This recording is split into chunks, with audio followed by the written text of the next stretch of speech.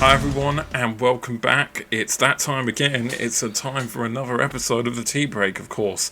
And for this week in particular, if you remember before, in a previous episode, we had Ben go through the 6 worst Saints games that he's ever had the pleasure of watching live in the stadium. So naturally, why don't we flip it for me and go with the team I support the most? Now, obviously, I wish I'd be so lucky enough to watch Manchester United live as many times as this. But obviously living in Australia poses its own problems to that conundrum. So we're just going to have to go with the worst 6 United games I've had the pleasure of watching on TV, given the fact that I've watched quite a lot of Manchester United football matches over the last decade or so and beyond.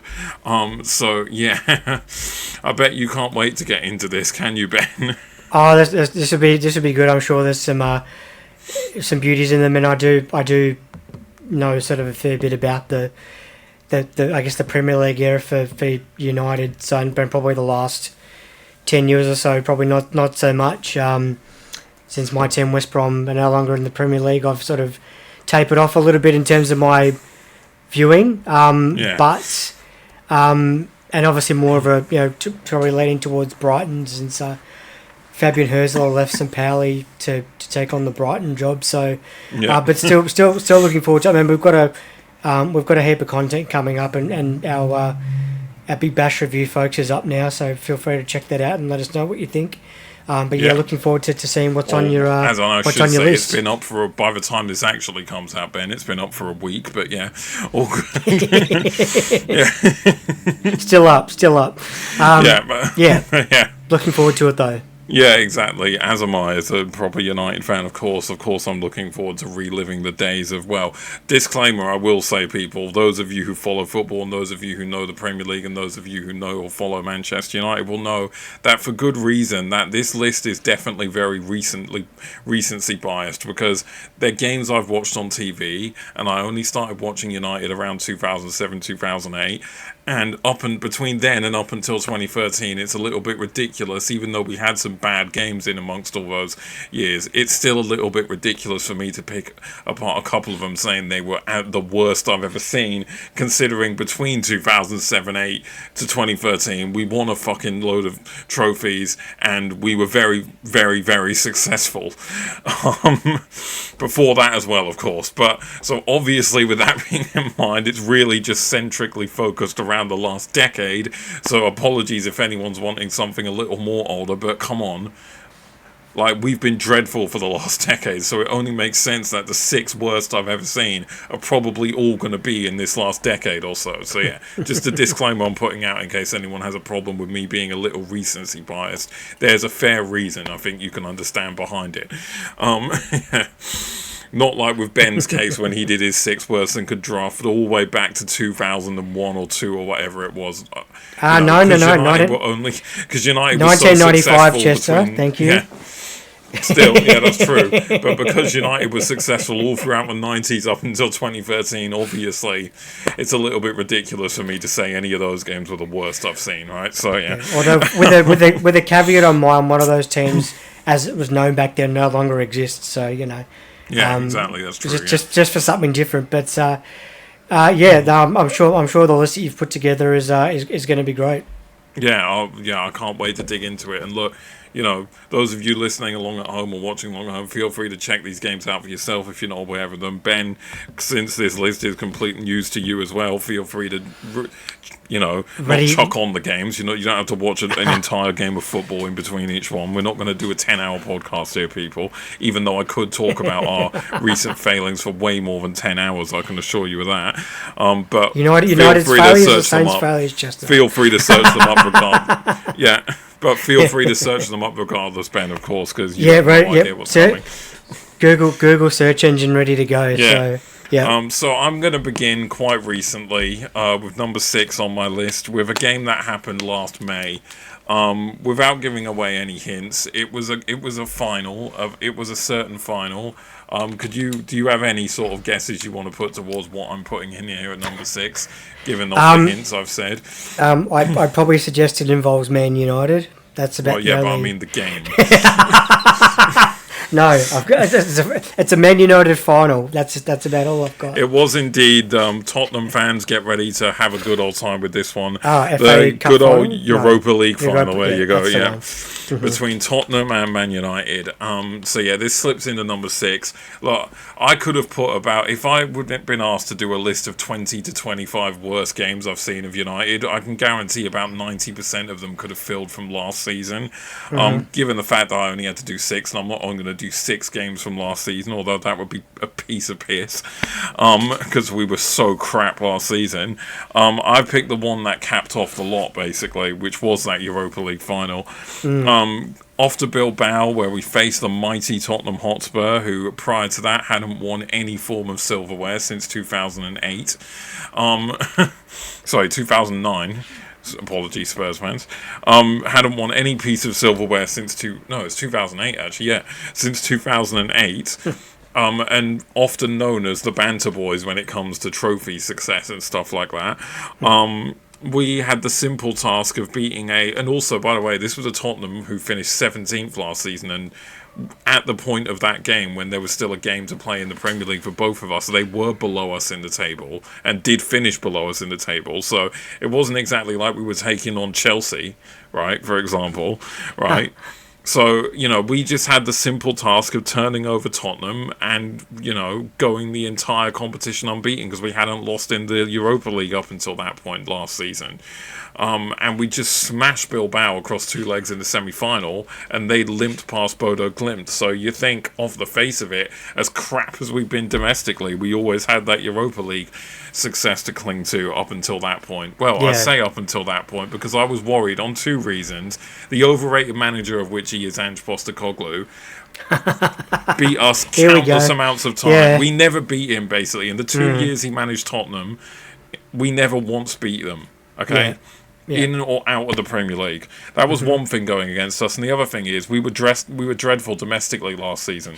We were great in Europe because we weren't playing teams we were playing in the Premier League.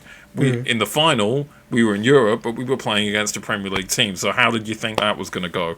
Well, I can tell you, Tottenham won 1-0 in one of the worst games of football neutral's probably ever seen. It was crap from both sides, kind of indicative of both of their ridiculously, shockingly low league positions.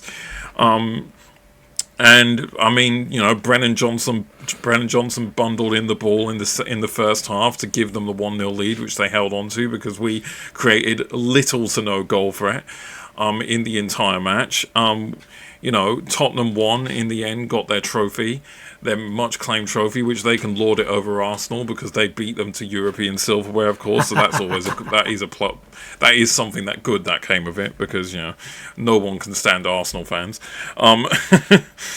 And they won 1-0, won the Europa League, got their Champions League space as a result, despite the fact that they finished 17th in the Premier League last season.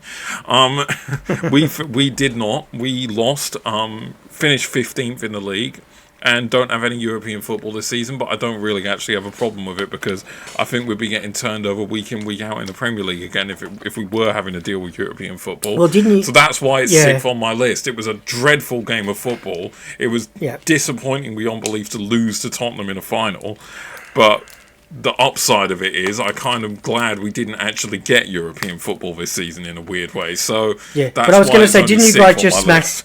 Yeah, Sorry? but didn't you guys just smash Wolves the other day in the league? So Yeah, they're rock bottom I was just of the going to say, league. didn't you guys just smash Wolves? Yeah, in the but league can I the put other some day? context So, behind that? I don't know how much you've just been because you're not getting to the European table. football. Yeah, but I'll put some context I remember behind you it said for that you. Wolves are probably going to go down. Yeah.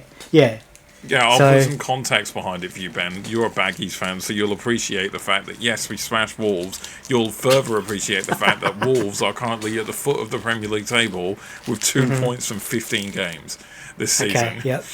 2 points. Uh-huh. I think you'll love that as a West Brom fan. You really will. That Wolves are coming right down to the Championship to play you next season.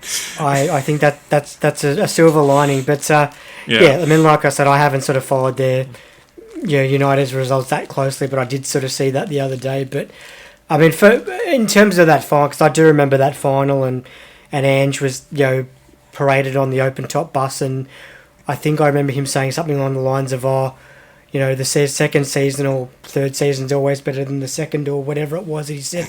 And then Daniel Levy turfed him. So yeah, I mean, he always said, "Oh, I always win trophies in the second season, mate."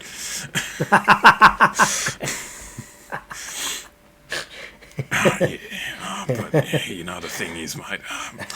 I mean, I know I only got 39 days in the Nottingham Forest job, mate, but if they'd given me a second fallen in a second season, I might have won them a trophy, you know. But it's what it is, mate. Tough luck. No, anyway, yeah. Moving on then. I just mentioned your boys, the Baggies, Albion, call them what you will. And you are involved in this one. I went back a bit further for this one. 2017-2018 season at Old Trafford. I don't know if you remember this game, but we played you guys who'd basically already been relegated at that point by April in the season, early to mid-April, and we had a simple task of, you know, I know we were still adrift of Man City in the title race at this point this season, but we'd just beaten them the week before from 2-0 down to win 3-2 at the Etihad. What an incredible game that was. So then we came and played you at the foot of the table, having a dreadful season, to beat you, just to have to beat you at Old Trafford, to keep the pressure on City and just keep pushing in a title race and try and make something unbelievable happen. But full well knowing if we went and lost to you, at the foot of the table at home, the City would have won the league. So obviously that's why it's in number 5, because there's those who aren't aware but could probably guess why it's in there. That's exactly what happened. Right. We played West Brom, foot of the table West Brom, beat City the week before. All we knew is like we just have to keep winning to keep put pressure on. But if we lose that game, they win the league. What do my Manchester United team do? They lose the game and City win the league.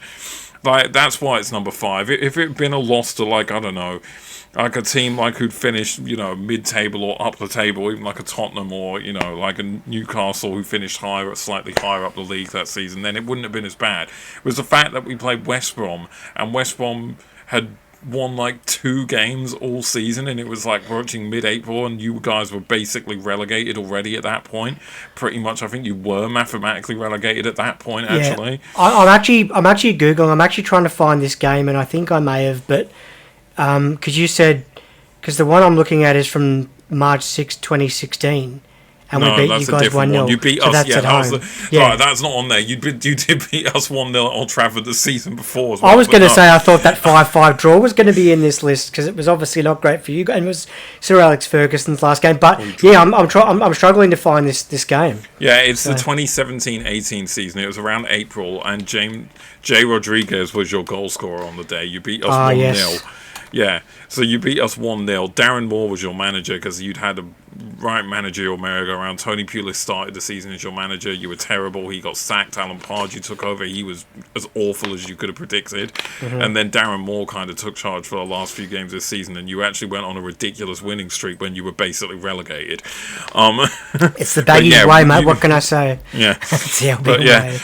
You did beat us 1-0. I mean, it was just a dreadful game of football for United perspective, and it was what made it was like, you know, we played so well to get back into the game in the previous game away at the Etihad to City from 2-0 down to win 3-2, and then our spirits are high, and then we have to play the team at the foot of the table, and then United do what United do best when the fan spirits are high. They chop them down within an instant. Those were the Jose days, and it's kind of just continued on in certain senses since then. But yeah, a 1-0 loss to West Bromwich Albion at home to hand Manchester City the league title. That's why it's in my top 6 and why it's in 5th place, because it was a defeat to a team that was just so far away from where we were in the league. We were second, we finished the season second, but handing City the title in such a limp manner was what really made it. After doing so well the previous week to put pressure on them, to then the following week we go, look, we put pressure on you, but it was just a bit of a piss take, you know, here you go, have the Premier League title on a silver platter regardless, right? happy to help however we could, I suppose, but you know, we if that's the case, and I think I remember that. Yeah, I remember that season because Darren Moore was manager sort of towards the end, and I think he was there for a little while when we went down as well. But Yeah, like I said, I'm trying to Google this particular game and I can't even find it. So, There we go. so clearly it wasn't very good. So, Now, speaking of teams who play in black and white, Baggies don't play in black and white. Sorry, my apologies, Baggies fans. That was a bit dumb for me. Speaking of teams who are far away from us in terms of a football standpoint, though, the next game takes us back to this season to a certain League Cup match, which we were basically made to lick our wounds big time. When we rocked up to play lowly League 2 Grimsby Town with what looked like on paper, as everyone would expect, an absolute surefire win, even for a team that wasn't in particularly great form off the back of last season like us.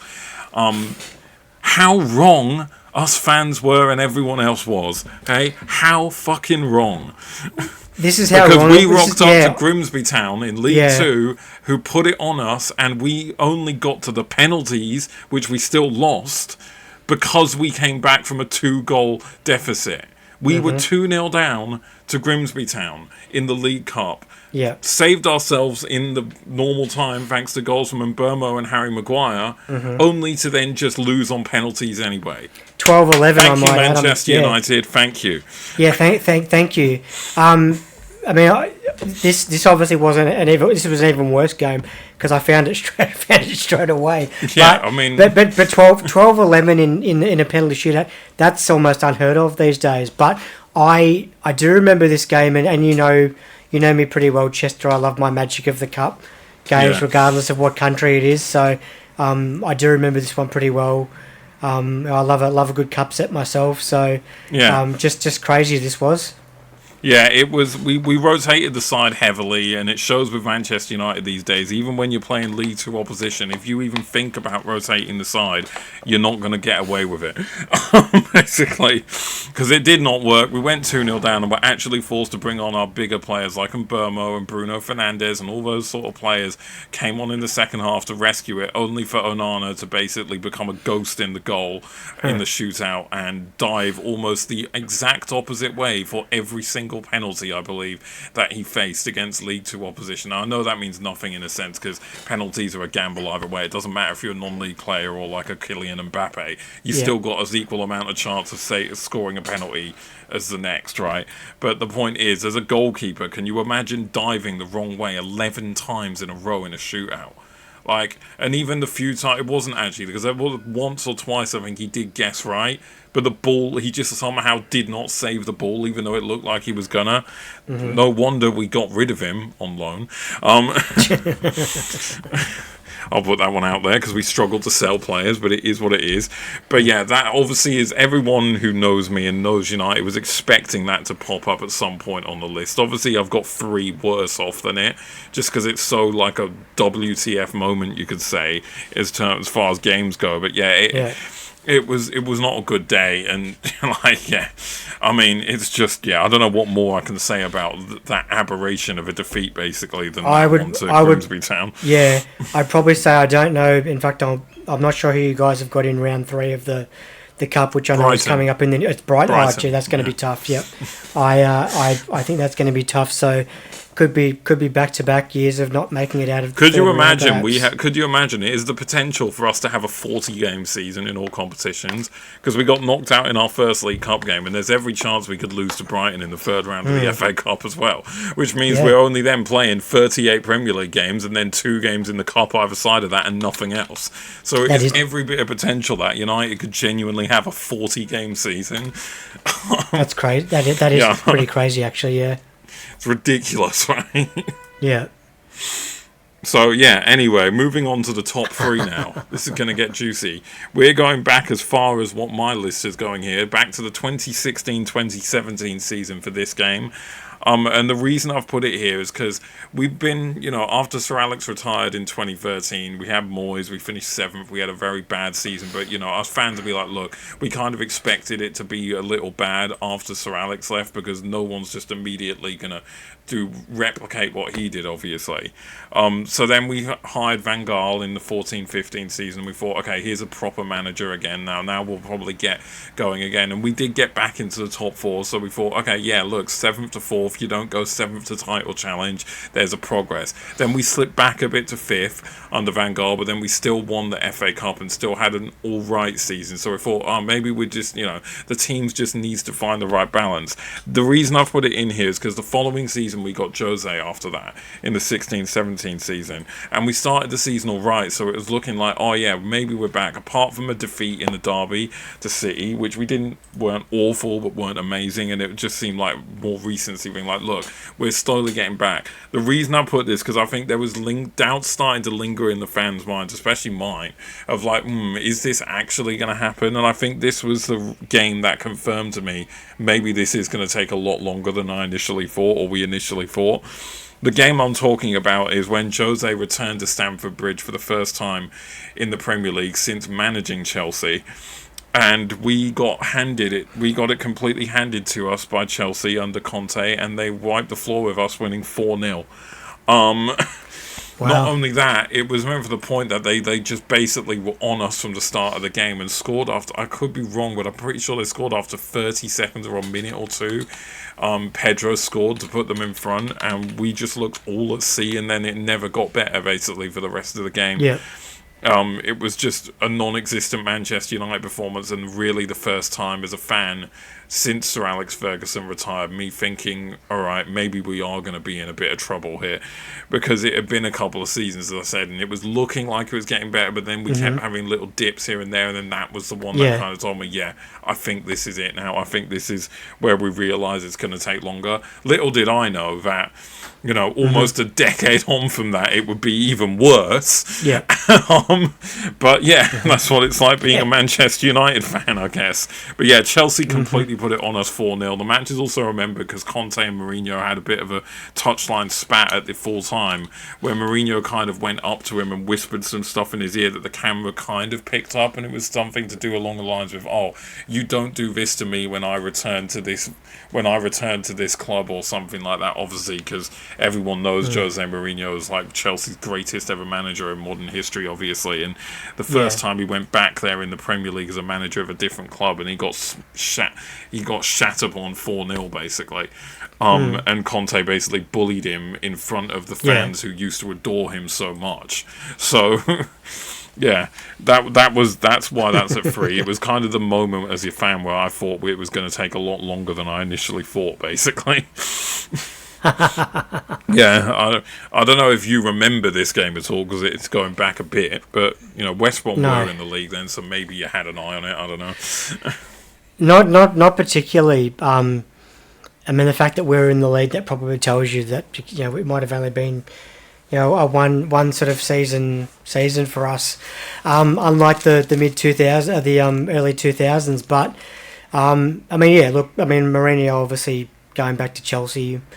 It was always going to be a big game, and what can I say? I mean, just wasn't to be on that particular day. Yeah, it was a shocking game of football from United. I summed up by the 4th goal when Kante basically got the ball in the mid, like just outside the box, and sidestepped Chris Smalling with such ease it looked like there wasn't even a player in front of him, and then basically slid it past De Gea, who was just pretty helpless at that point from the angle he took the shot at. But it was just kind of the manner of how shocking the defending was, and basically a springboard of the years to come. Even though we changed a lot of players around in the coming years, it didn't really improve all too much, with the exception of a couple of seasons with Ole and, a bit of promise at the start of Ten Hag's reign. But yeah, that's my number 3. Chelsea 4, Man United 0, 2016-17. I think it was September, sometime in September. Moving on to number 2 then, where we've got another 4-0. This time against the good old, well, not the good old, what am I talking about? Forget what I'm saying. Let's scratch that. A 4-0 loss to the Scouse twats themselves. Liverpool.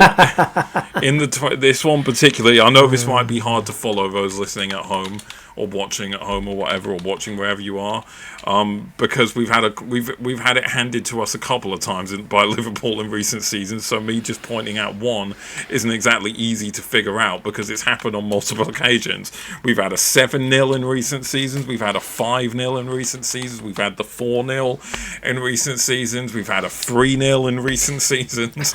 Yes, look, I don't care about all of that because we beat them at Anfield a few months ago, of course. If you remember, I mentioned it in our first ever Bundesliga A-League review just before the beginning of it. Good throwback there. And also, if you're enjoying it, don't forget to like, comment, share, subscribe, all that jazz, all that malarkey. You know what I mean? Anyway, yeah, this one particular was at Anfield in the 21-22 season. It was at the back end of the season. This was when Ralph Rangnick was our manager. I remember those days, United fans. Remember them fondly. And the reason I've put it here above all the other shocking results we've had against Liverpool in recent seasons, this one stands out most as the worst for me, because even in the ones where, like, the 7-0, the 5-0, the 3-0, like, I still thought, like, we weren't awful. Liverpool were just that much better than us. This was the one I've put here, because this was the one I even remember watching it, where I thought Liverpool didn't even get out of second gear and beat us 4-0.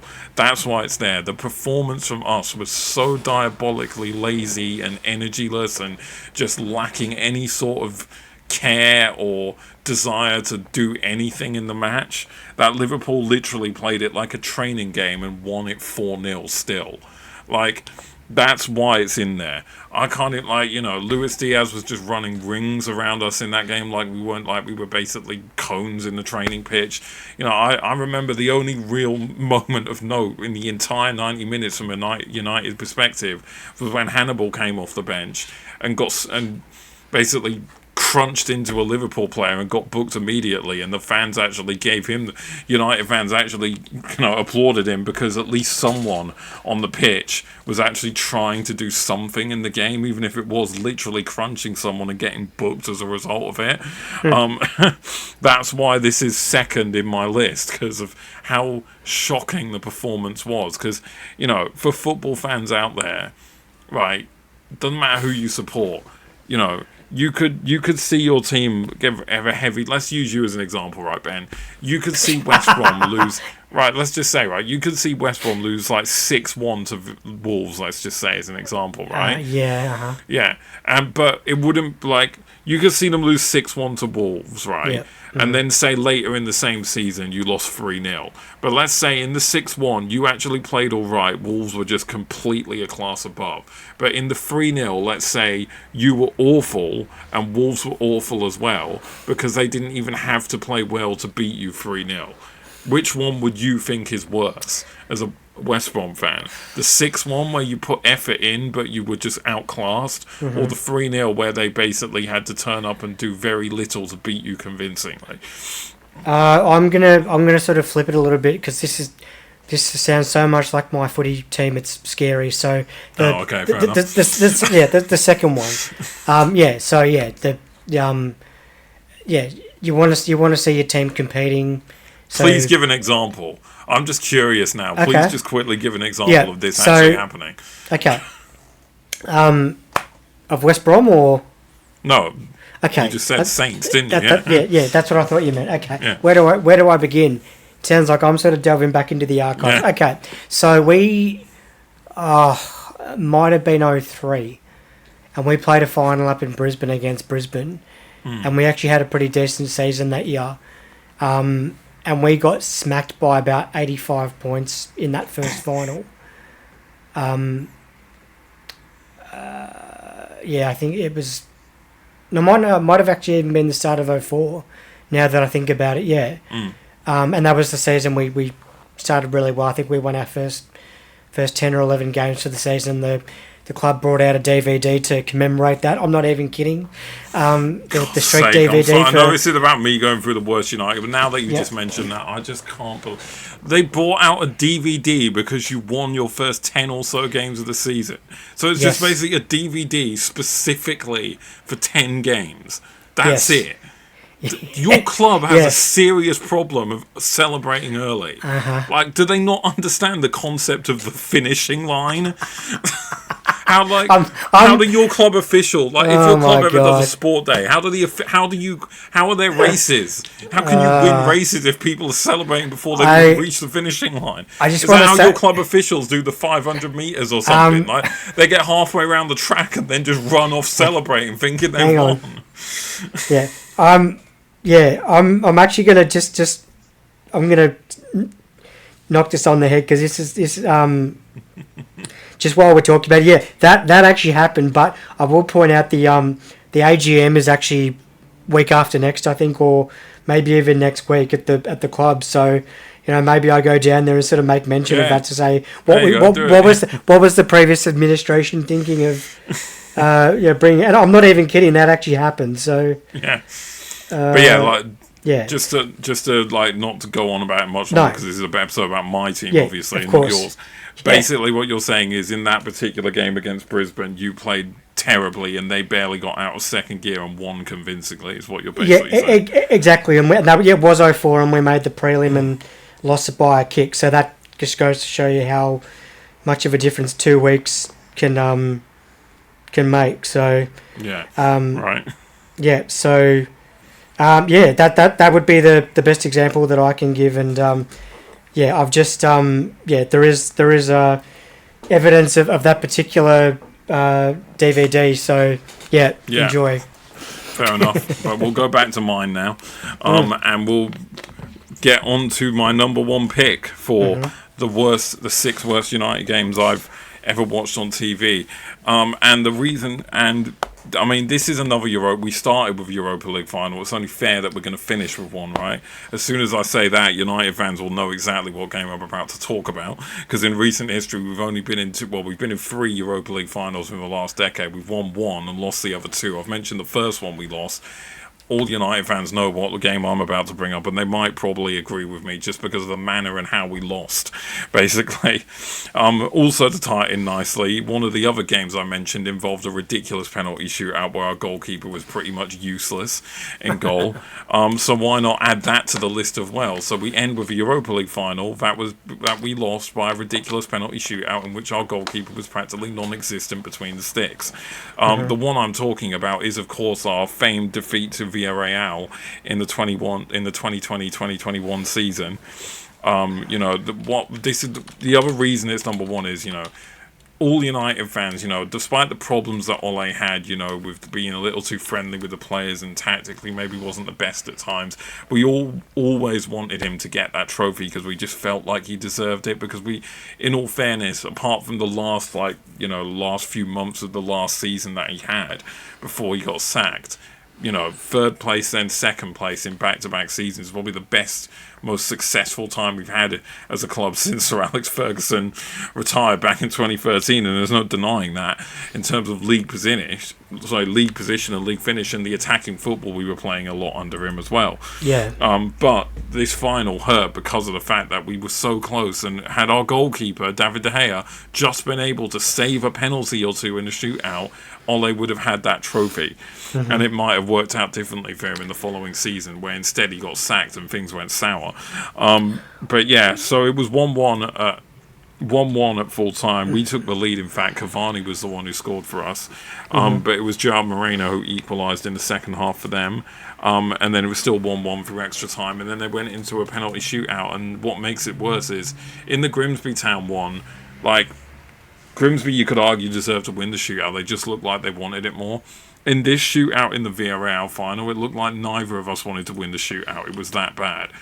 Every player was scoring because our goalkeeper, David De Gea, and Villarreal's goalkeeper at the time, I think it was Geronimo Rulli, I think his name was Rulli, basically, didn't look like he was interested in making saves either, essentially. But David De Gea put what may well be one of the worst goalkeeping performances in a penalty shootout in the history of football, because not only did he fail to save a single one of Villarreal's 11 spot kicks, that's right, they went through the entire team and everyone, including the goalkeeper, scored.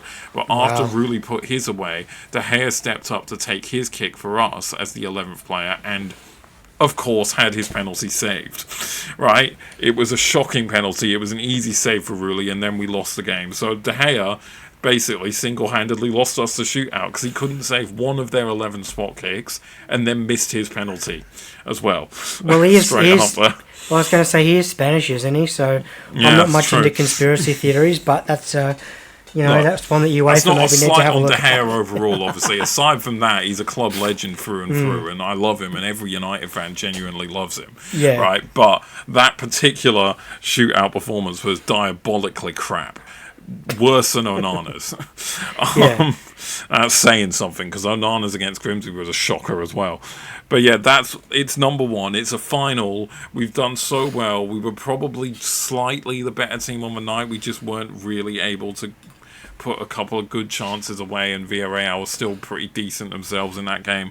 But the fact that literally their goalkeeper was diving out of the way of so many of our penalties, and De Gea just had to save a penalty, and he was guessing the right direction a few extra times than Rulli was. It's just every time he guessed right, even he could not get a save, he could not get his hand to things, and then to miss his penalty as well.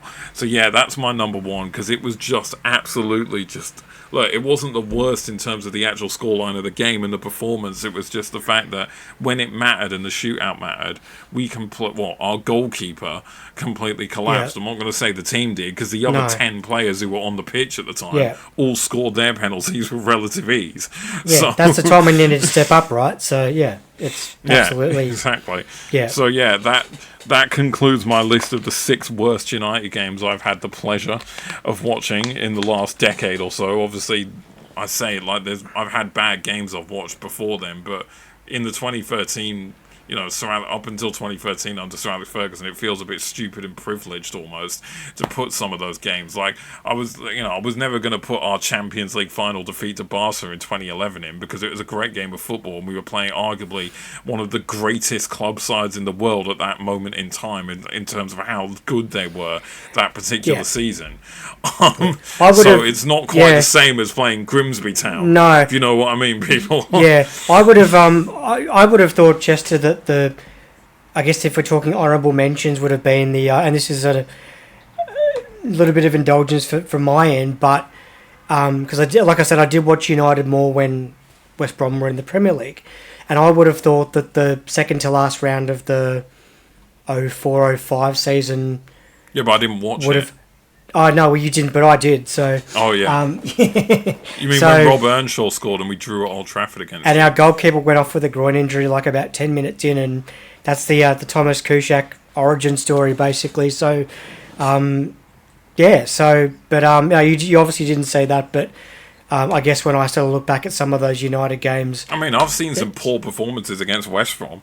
Yeah. I mean, as We I just mentioned, talked one in this about game, one, yeah. the one Yeah. where we lost in the 14-15 season, in the back end of the season, 1-0 at Old Trafford, when it was a deflected free kick.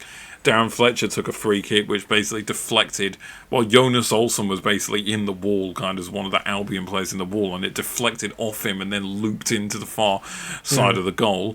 I remember losing 1-0 at the Hawthorns under Van Gaal in 2016, in like March 2016, where I basically fell asleep by half time because it was that dull, the game, and our performance was that just sideways passing, not doing anything. Juan Mata got sent off for us in that game as well. good old Juan Mata. Yeah, Rondon scored the only goal for West Brom in that game as they beat us 1-0. Yeah. So yeah, I've seen a couple of defeats to your lot. Yeah, there's It's one. not like There's one I remember. You might have beaten us, but in fact, I'll see if I can find, because Morgan Amalfitano actually scored a brilliant. Oh no, yeah, that's another solo one. I goal. forgot about Yeah. that. Thanks for reminding me of that. Yeah, August. go on. I think it was in August or early September 2013 in the 13-14 season. A 2-1 win at Old Trafford. Berahino and Amalfitano scored for you. I think it was Rooney who scored for us, if I remember correctly. Yeah. Thanks for reminding me of that one. I completely No problem. forgot about that one. No problem. See, look, I've seen a lot of defeats and a lot against you guys. I mean, I just literally recounted 3 defeats at Old Trafford to West Brom in the last 12 years or so. So, yeah. Yeah, I mean, no, I remember the last time you were in the Premier League, we played you at the Hawthorns and drew 1-1, because you scored the most blatant goal. Like, you scored a goal with the most blatant foul in it, and it was given because Craig Pawson is a muppet of a referee. But basically, was it Diagna, I think his name was? You had a player in that season called Diagna. Grady Diangana? No, not Grady Diangana. It was like something Diagna. I don't know what his first name was, but, West Brom fans. Tom Garrett, if you're watching this video, don't forget to like and subscribe and let us know in the comments, would you, mate, who the player is I'm talking about. But it's Diagna or something his name is, like a striker for you, I think. He basically was like tussling with Lindelof for the ball as a cross came in, and basically had his hands all over Lindelof's face, basically trying to block him from getting to the ball first. Got to the ball first, scored, and then Craig Pawson's just like, yeah, that's a fair goal.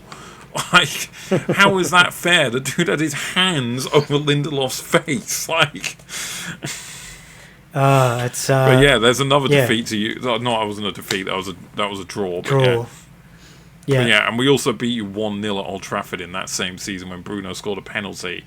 And I just remember it was just a shocking game because even though we won 1-0, we were just so bad in that game.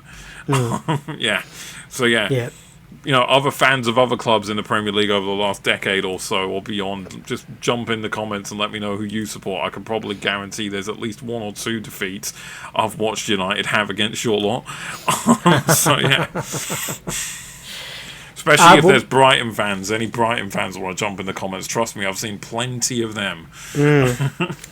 Well, I mean... And Bournemouth fans, of course, as well, who've beaten us 3-0 at Old Trafford in the last 2 seasons consecutively. And we play them in a few days' time as well on Tuesday morning, I think it is, next week. So is that going to be another 3-0 Bournemouth at Old Trafford? Who knows? Hopefully not. Yeah, I was just going to ask if that was at Old Trafford because the Bournemouth ground, like I said, I don't sort of watch the Premier League every week, but Bournemouth playing at that shoebox ground would be a test Ain't nothing wrong with the Vitality anyone. Stadium. It's it's not the Hawthorns, but Vitality Stadium. It's like the stadium's similar to that of Heidenheim's. You know how I like Heidenheim Stadium and so on. Yeah.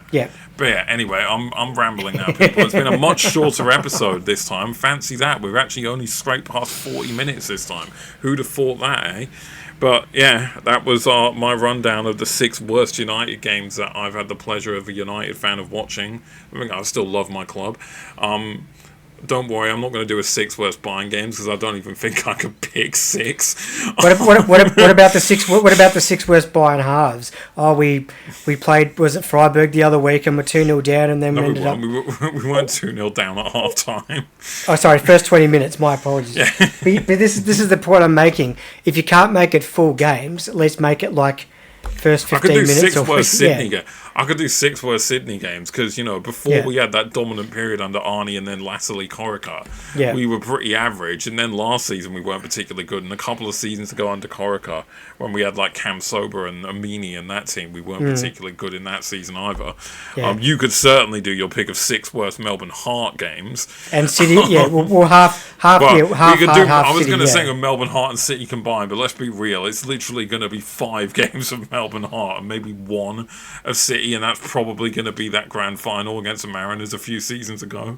And the one against Western United, who, was that bad enough to get in your top 6? Or absolutely it was. A 6-1 loss in a grand final maybe is. Well, they both are, because Western United no longer exists, and the Mariners game was an abomination. I mentioned to you I saw that I started watching that doco on Central Coast on Paramount, and I turned it off once I realised that was the grand final. Oh, what the one? You mean the one where they stole the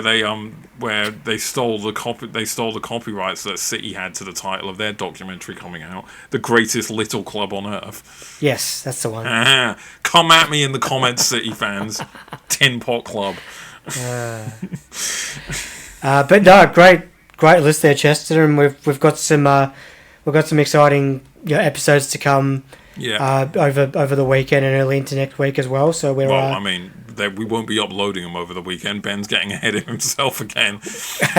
we have stuff coming over the Christmas period, is what he meant to say. To be relayed over the Christmas period. I've had too much alcoholic eggnog, I think, and it's only December 11th. So I've still got 2 weeks to wait until Christmas, and yeah, shows how well I'm going and how much Yeah. I'm looking forward to 2025 to fuck off, basically. So, getting my dates all mixed up, and plus City don't play this weekend either, so that's obviously Yeah. screwing with my brain. So anyway, Yeah, exactly. Jesse Lingard, though, by the way, did score against you in the Champions League the other day. I just thought I'd point that out. I saw that. We're Yeah, he going plays on for the United FC links, obviously. FC That was his Seoul. last game Yeah. for them, I think. He's leaving them, but yeah, did Okay. score. Yeah. Well, So, Kanamori's yeah. goal was. I know it's sign not off. A-League, but it was fantastic. Now that I've mentioned him, I'll sign off in Jay Ling's manner. I'll do the celebration for you guys. Jay Ling's. Social Media United, which United fans love and remember that fondly, that era. Beans. Big boy search in the gym, you don't know. I'm just randomly commenting. Okie dokie. Imitating Jay Lings on some random videos Right. he's posted on his social media from years back. Yeah, like and subscribe and follow, guys. After Yeah. after whatever that was. Yeah, exactly. Whatever that was. Yeah. Yeah. Don't forget to. Yeah. What Ben said. All right. It's getting late here, guys. Right. Whatever. Peace out. See you. We'll be back on Monday, obviously, with the next review and stuff. So yeah. Whatever. See you guys. I don't know why I said that. This is pre-recorded. Forget that. This is really too late. Whatever. Forget all I said. Let's just rewind about 40 seconds or so. What Ben said, like, subscribe, all that nonsense. And yeah, we'll see you guys next time. Bye. See ya. Take care, guys. See ya.